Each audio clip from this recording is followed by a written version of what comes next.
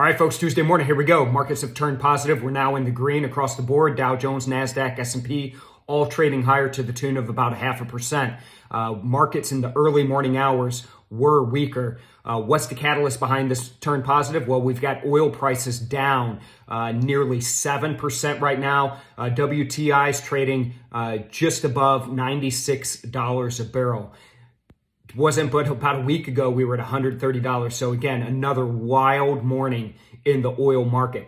What's causing this pressure on oil? Well, amongst everything that's going on in Russia, Ukraine, that had oil moving to the upside, inflation pressures and the like, now we've got a coronavirus outbreak yet again in China, which is inserting fears of more supply chain pressures, lack of demand in oil, so on and so forth. We're seeing this pressure on oil as a result. So again, down nearly 7% this morning, right at 96.50 a barrel in that WTI contract. So today, big day, we're kicking off a 2-day Fed meeting.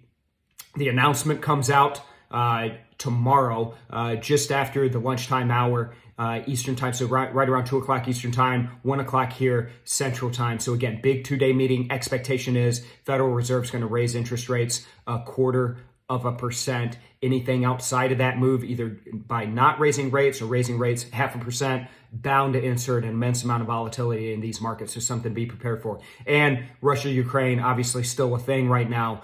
And we've got we find ourselves in the midst of ceasefire talks. We've made little to no progress thus far. We'll see what continues to come out of the news as we get further into the day here. Anything that could potentially impact markets. So something to be aware of.